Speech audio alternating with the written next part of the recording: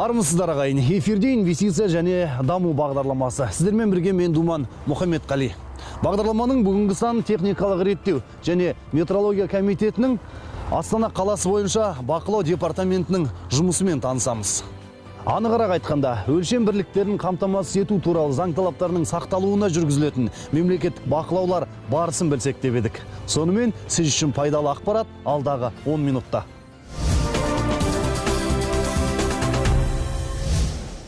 Бұл Қазақстан Республикасы инвестициялар және даму министрлігі техникалық реттеу және метрология комитетінің Астана қаласы бойынша департаменті. Мекеме қызметіне әрбір саладағы өлшем бірлігін қамтамасыз ету туралы заң талаптарының сақталуын бақылау, аккредиттеу субъектілеріне қатысты тексерістер жүргізу жатады. Астана қаласының аумағында аккредиттелген 13 сәйкестікті растау органы, 63 сынақ зертханасы, 35 салыстырып тексеру зертханасы, 3 калибрлеу зертханасы бар. Тауардың шығу тегін анықтап және соны белгілеп беретін органдар бар. Сол органдардың жұмыстарына бақылау жасау және аккредиттелген жеке сәйкестікті растап сертификат беретін құжаттарды органдар мен сынақ зертханаларының жұмысына бақылау жүргізеді. Департаменттегі құрылғылардың бірі бұл МРК 6200 жұмыс жиынтығы. Аталмыш жиынтық мобиль түрде жүргізіледі. Қазақстан Республикасының заңының 27 бабы бойынша кез келген түрдегі бума тауарларды ашу, бақылау, буманың бетінде белгіленген шаманың сәйкестігін тексеру мақсатында жүзеге асады. Біріншіден барлығы бәрі алынады, бұзылады. Әрқайсының жаңа қорапшасы өлшенеді. Бұл бәрі өлшеп болғаннан кейін мына чекке фиксация жасайды. Содан кейін қайтадан екінші жұмыс орнын осының ішіндегі тағаммен бірге қайтадан өлшене бастайды. Осылай қойып, өлшеу жүйесін қоямыз. Қайтадан әрқайсысын бастап, осының өндірілген күнін, кімнің өндіруші екенін, осы қай инспектор жұмыс жасап жатқанын, соның аты жөні бәрі осы жақта тіркеленеді. Тіркеліп болғаннан кейін чек арқылы басып шығады. Бұның масса салмағы, таза салмағы қанша екендігін көрсетеді. Сол жерде бәрі шыққаннан кейін өзінің жаңағы протокол қағаз арқылы бәрі жазылып сол жерге есептелінеді. Департамент тағам өнімдеріне ғана емес, бағалы металл мен асыл тастан дайындалған бұйымдарға сараптама жасайды. Заң шеңберінде елімізде шығып жатқан немесе елімізге жеткізілген бағалы тастардың сәйкестігі мен сауда айналымда болуын қадағалайды. Қазіргі таңда әр зергерлік бұйымдарда барыстың басы мен және де Қазақстанның аббревиатурасы, яғни KZ деген бірыңғай сынамалы таңбасы болуы тиіс. Яғни 2016 жылдың 17 шілдесіне қарай, яғни Қазақстан аумағында барыс басының бейнесі мен Қазақстан Республикасының аббревиатурасы KZ бірыңғай таңбасы болмаса, яғни өнімдердің, өндірушілердің таңбасы мен және уәкілетті органдардың, аттестатталған уәкілетті орган асыл тастар мен бағалы металдармен саласындағы айналысатын уәкілетті органның сараптамасы болуы тиіс. Жалпы Астана қаласы бойынша зергерлікпен 121 кәсіпорын айналысады. Оның 18-і жаппай сатылымдарға жатады.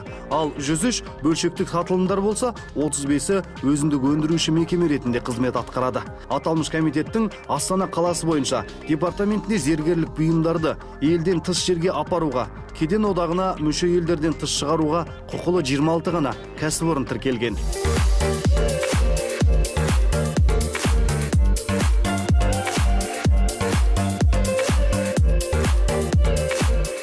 Заңға сәйкес талаптарды орындамаған жағдайда Қазақстан Республикасының әкімшілік құқық бұзушылық кодексінің 191 бабына сәйкес Қазақстан Республикасының барыс нысаны мен KZ Қазақстанның халықаралық аббревиатурасы болмаған жағдайда 50 мен 150 шамасы айыппұл шамасы 150 айлық есептік көрсеткіш мөлшерінде айыппұл салынады. Ал егер Қазақстан Республикасының аумағына әкетуге және кеден одағына кірмеген мемлекетке шығару мақсатында заң бұзылған жағдайда, онда 30 мен 100 айлық мөлшерінде айыппұл салынады.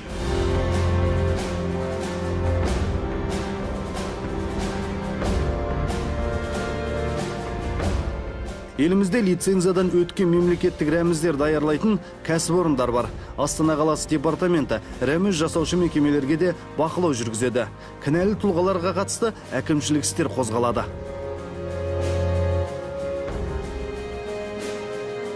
В настоящее время Казахстан уделяет большое внимание отечественным товаропроизводителям. Қазақстан отандық өнімдерге зор көңіл бөлуде. СТКЗ сертификаты тауардың қазақстандық екендігіне дәлелдеме құжат.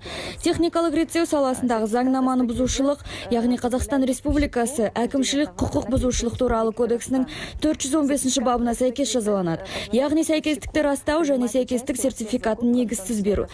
Сәйкестік туралы декларацияны негізсіз қабылдау немесе тіркеу түрінде жасалған бұзушылық осы заң аясында жауапқа тартылады.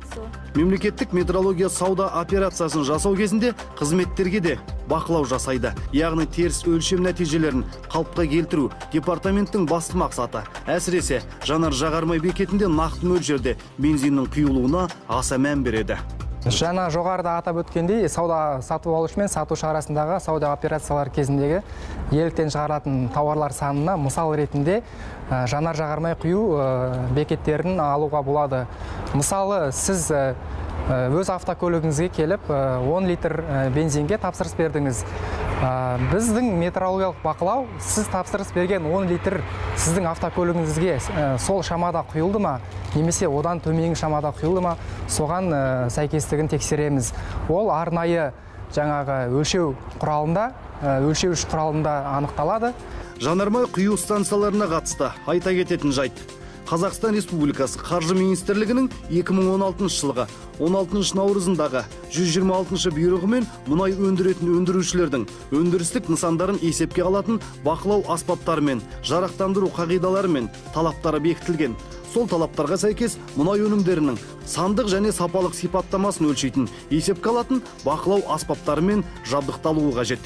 Арнайы мамандар газбен жүретін автокөліктерді де назардан шығармайды. Сондықтан газ құю бекеттеріндегі газ қондырғысында өлшем құралдарымен бақылайды. Бұл жердегі талаптар да жаңағындай Қазақстан Республикасының өлшем бірлігін қамтамасыз ету туралы заңының талаптарына сәйкес болуы керек. Колонка мемлекеттік өлшем бірлігін қамтамасыз ету жүйесінің тізілімінде енгізілген болу керек. Міндетті түрде салыстырып тексеруден өткізілген болу керек. Және де газ құю резервуарларында орнатылған өлшем құралдары, оның жаңағы қысымын, тығыздығын анықтайтын өлшем құралдары да арнайы белгілі уақыттарда, орнатылған уақыттарда салыстырып тексеруден өтіп тұруы қажет.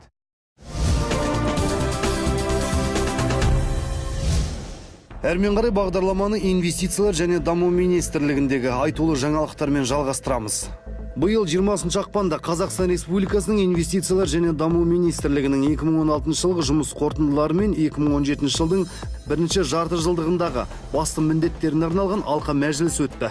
Қазақстан Республикасының инвестициялар және даму министрі Жеңіс Қасымбек өз баяндамасында дағдарысқа қарамастан индустрияландыру саясатының нәтижесінде өңдеу өнеркәсібі, түсті металлургия 8,5%-ға, қара металлургия 3,3%-ға, фармацевтика 2,5%, электротехника 2,5%-ға артқандығын атап өтті. Индустрияландыру картасы аясында 2016 жылы құны 878 миллиард теңге болатын 130 жоба іске қосылып, 10 мың тұрақты жұмыс орны ашылды. Карта жобалары 2016 жылы 2,2 триллион теңгенің өнімін шығарды. Оның ішінде 1,4 триллион теңгесі өңдеу өнеркәсібінің үлесінде. Биылғы жылы құны 700 миллиард теңге болатын 100-ден астам жобаны іске қосу көзделіп отыр. Қосымша 10 мың жұмыс орны ашылады.